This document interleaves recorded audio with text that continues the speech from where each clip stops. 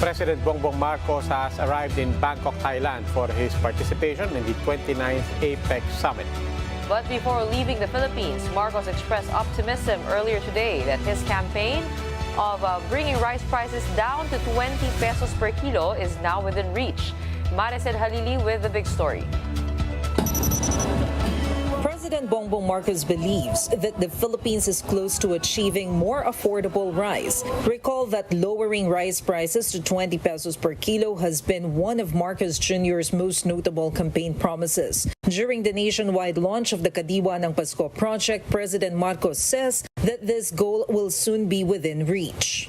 Palapit na tayo dun sa aking pangarap na mag 20 pesos, pero dahan-dahan lang.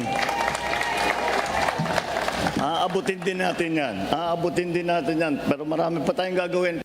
The Kadiwa ng Pasko project seeks to address inflation by providing the people with more affordable goods, including vegetables, fruits, and rice.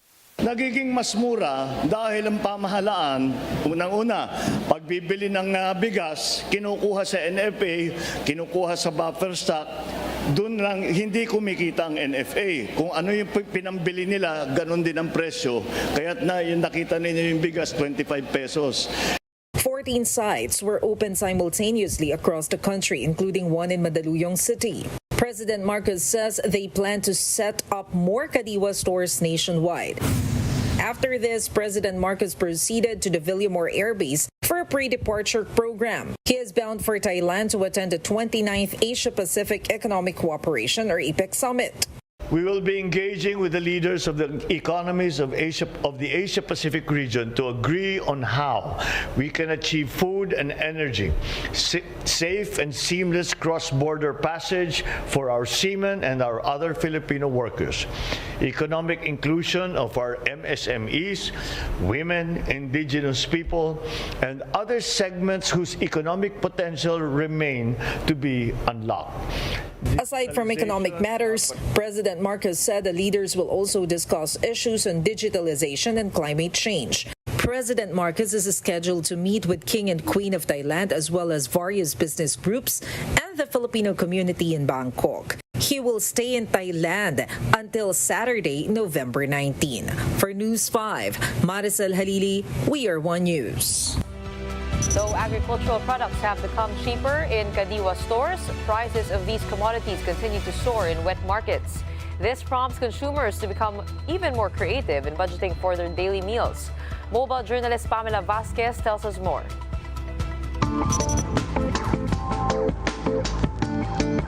As prices of goods continue to skyrocket, consumers are having a hard time coming up with dishes to cook for every day. In Mega Q Mart, nearly all vegetables have become more expensive.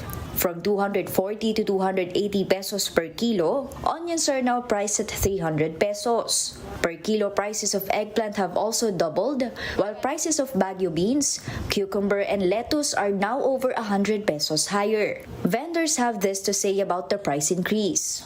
Matapos ang bagyo nagtaas lahat. Dahil siguro sa bagyo, nasira ang mga pananim, nalugi sila, bumabawi sa meron. Ronaldo admits that his budget cannot handle the expensive prices in wet markets. Sa budget, kailangan talagang konting tipid talaga. Kaya alam kung anong kakainin ko, yun lang bibilihin ko.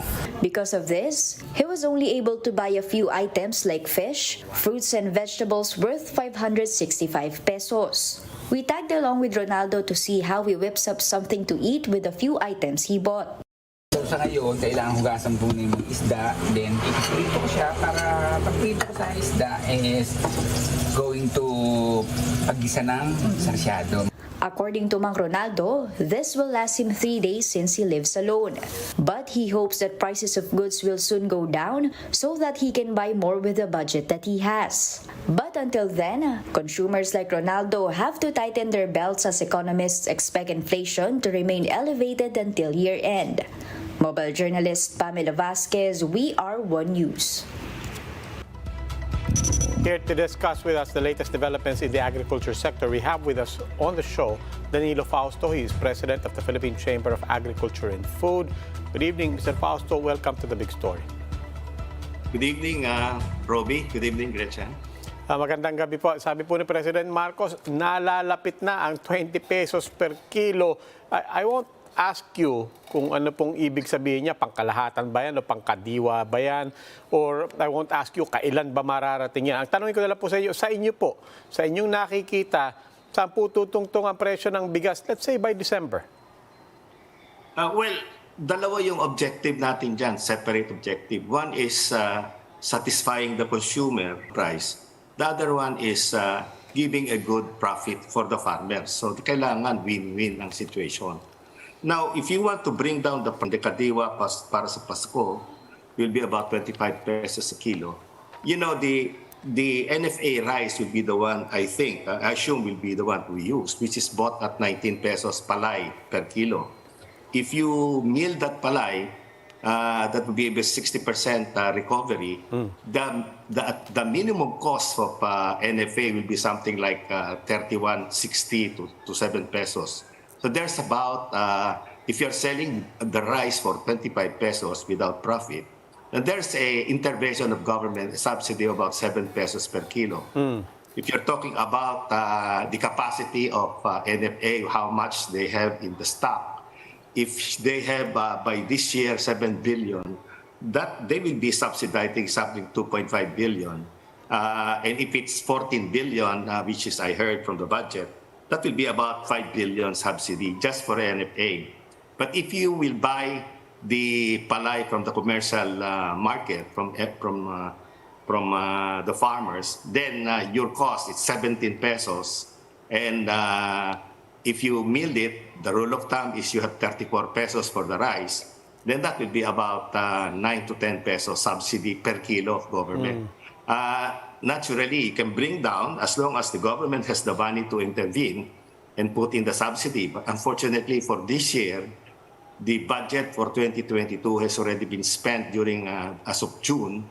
And so we will expect this by next year if the government will intervene on prices in terms of subsidy for the benefit of the consumer.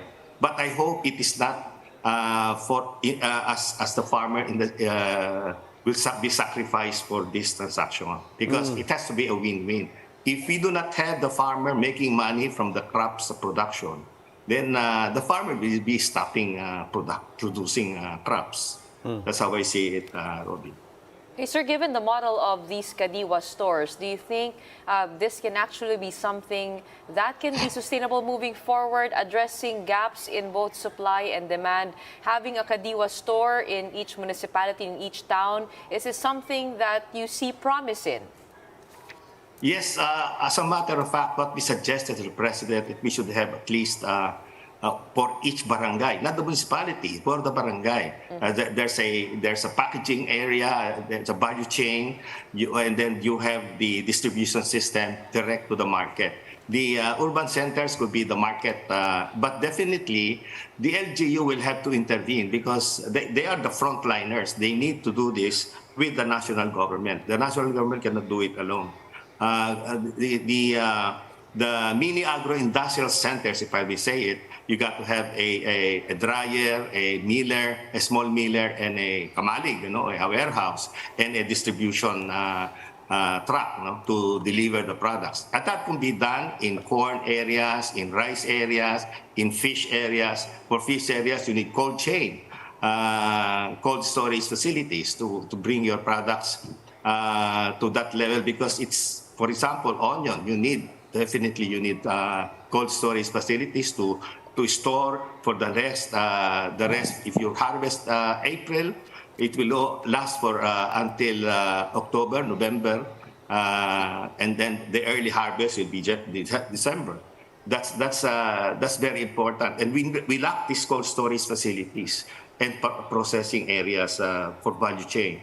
The Kadiwa will serve as the frontline retail market, but there's got to be in between. The supply chain will have to be there. The farmers will have to benefit from it, removing the middleman in the process. By doing that, prices can be brought down. Robbie? All right, maraming salamat po. We hope that this can be sustained, not just in Christmas season, but until next year, in the years to come. Maraming salamat po, President of the Philippine Chamber of Agriculture and Food, Danilo Fausto.